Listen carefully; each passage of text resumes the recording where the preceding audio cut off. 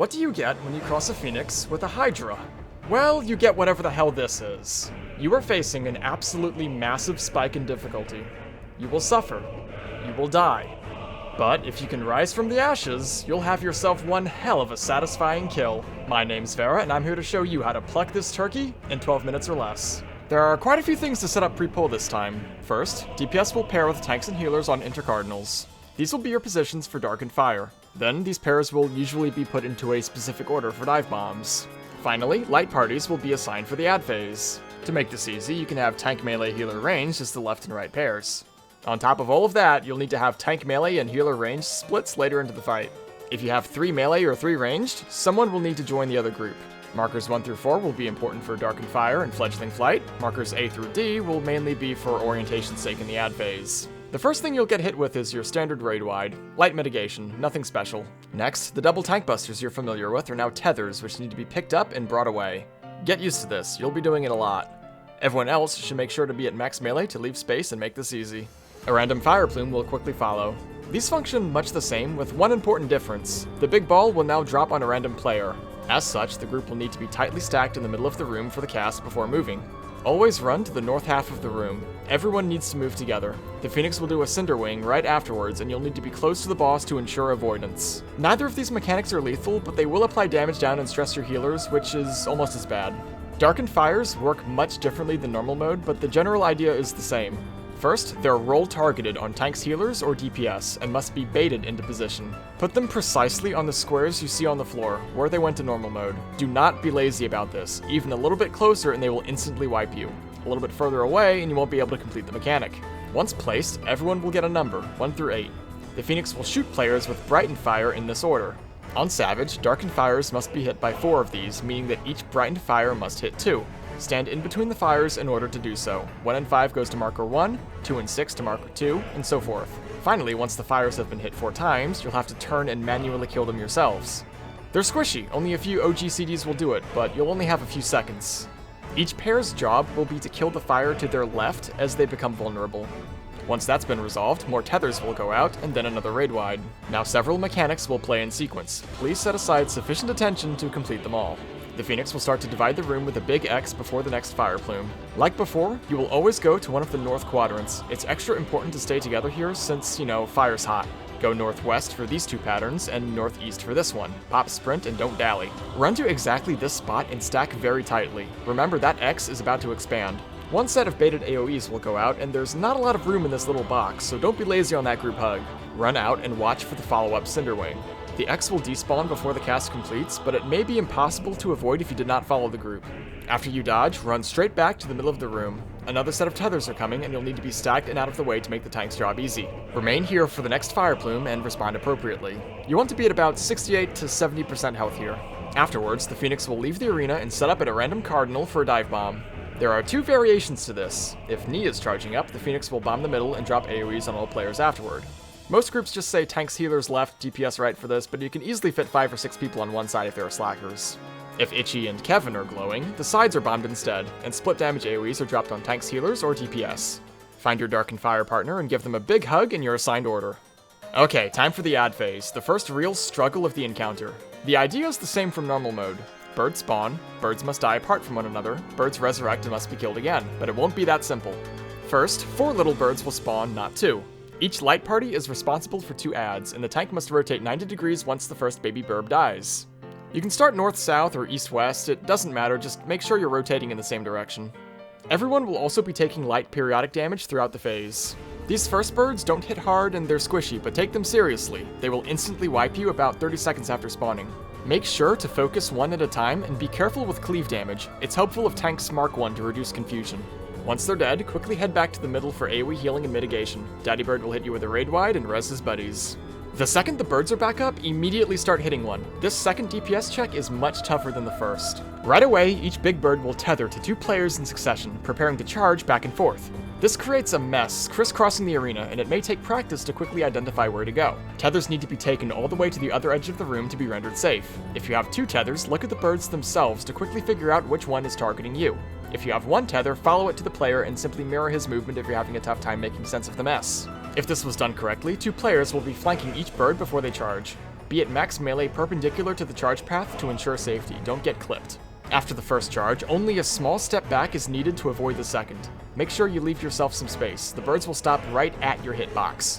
Do not try to run to the side. This is what gets people killed. Just tap your S key once or twice, and you'll be good to go. Thankfully, the birds will retain their aggro tables from their baby form, so they will go right back to their respective tanks with no provokes needed.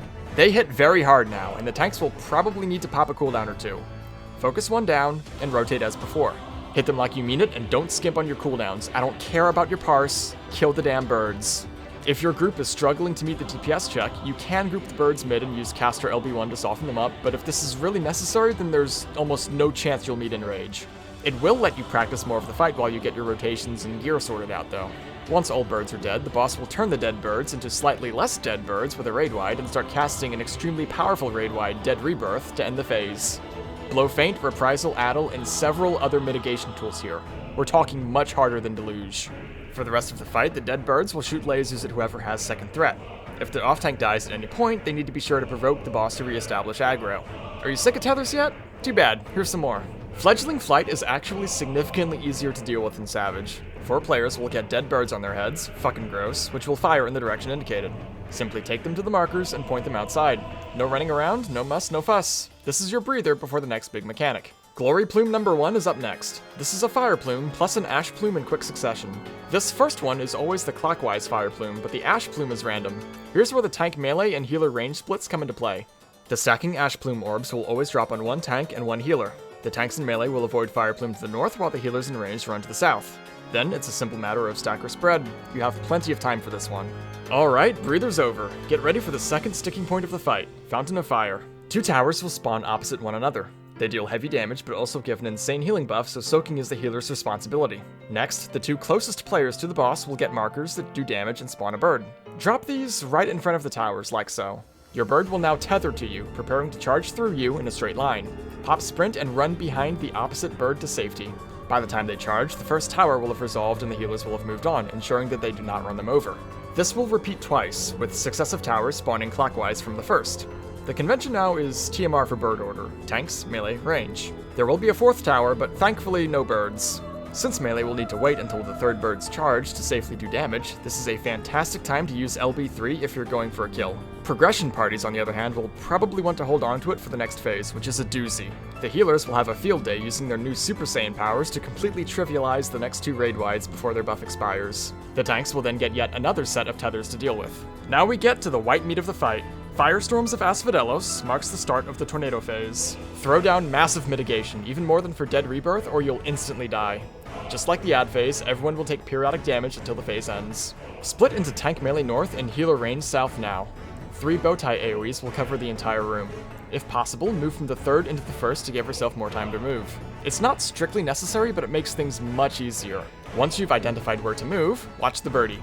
It will telegraph a random Ash Plume together with the first bowtie blast. Worry about the floor first, then stay stacked or spread out. You will have several seconds after the 3rd blast. You'll go right into a second set of bowties, but without the Ash Plume. Simply dodge as before. Storms of Asphodelos is the most complicated mechanic of the encounter. The 3 tornadoes will fire a cone each at the closest player, a la Living Liquid. The bird itself will also fire 3 cones at the 3 nearest players, and you'll have a set of tethers to deal with. There are 2 main strategies to deal with this, called myta and elmo in the Party Finder. In myta, the healers and one ranged will bait the tornadoes while the rest of the DPS stacks to the south at max melee. The tanks will get their tethers, make sure to be closer to the boss than the DPS, and pop their immunities. For Elmo, the positioning is flipped. DPS north, tanks south, and the tanks will also immune the 2 southern tornado cones. Elmo is clearly the more efficient strategy, but it's also much more risky. The positioning is finicky and easy to screw up, resulting in an instant wipe. For this reason, on my data center at least, myta is much more popular, but be ready to do either. The Phoenix will now charge 2 tornadoes with fire and 1 with edgy darkness. Move in front of the Dark Twister and wait for baited AoEs. There will be 4 sets of them. Move as a group clockwise around the arena and return to that same tornado. It's about to knock you back. You're going to use it to get close to the other tornadoes, which will do massive donuts. Tanks and melee will line themselves up to the left, healers in range to the right. Stand on these convenient little golden bits on the floor, they're positioned perfectly for this purpose. While you're running back to the Dark Twister, watch the boss. It's going to telegraph another Ash Plume before the knockback goes off. This one is the killer. The stacking Ash Plume is much easier to deal with than the spreading one here. You get almost no time to spread for this one, and with a tornado to your back, there are only 3 general ways to move. If you try to YOLO the spread, inevitably 2 people will try to go in the same general direction and kill each other. I highly suggest one player volunteers to stay still and hug the tornado to avoid this problem. A raid wide will be coming hot on its heels to end the phase, so heal up fast. Once you can get through Tornado Alley cleanly, you're looking at a kill. There's just one last bump in the road. Death's Toll will put a debuff stack of 1, 2, or 4 on you. However many stacks you have is how many times you will need to die to get rid of the debuff and not die for real. You will then get another round of Fledgling Flight. Put them on the markers as before, but this time point them facing inward. You will resolve Death's Toll using this mechanic. 4 stacks will stand in the middle, 2 stacks on a Darkened Fire square, and 1 stack stands directly behind a dead bird. Easy. Once your debuffs are gone, you'll be left at 1 HP with HP recovery down, making it harder to heal you back up. The bird's next cast will kill you if you are not topped off. It does missing health damage, so shields won't help much. Healers need to blow everything they have to overpower the debuff and save the raid. You've got about 8 seconds. Use anything you can to help. Bloodbath, Second Wind, fucking Verk here. Get everyone back up to full. Astrologians absolutely shine here and trivialize the entire mechanic. Macrocosmos is giga busted. The rest of the encounter is just recycled. Keep calm and carry on. You'll get a second Glory Plume. This time you'll always get the big ball fire plume. The ash plume, as ever, is random. Tanks melee north, healer range south, move when the ball launches, and stacker spread as required. Dive bomb number 2 is exactly the same deal, just don't forget your partner order. When the bird comes back, another X Fire Plume baited AoE Cinderwing combination will essentially conclude the fight. 2 raid wides will precede the enrage from there, at just shy of 11 minutes.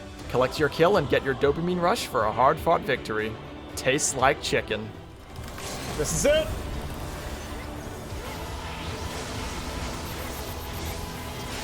Bring it home! Bring it down!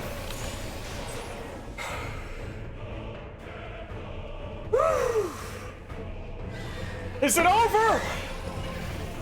At long last! No bird rules forever, my son! If all that was intimidating, that's because it is, but just get in there and through the magic of practice and repetition, you'll get the hang of the dance soon enough. It's definitely my favorite fight so far. Hesperos has a high bar to clear. Hell yeah! Easy. Wow, we got so lucky, dude. Let's go. Fuck yeah, man. As always, thanks for watching. Like, comment, subscribe, and I'll see you next time. May you be blessed.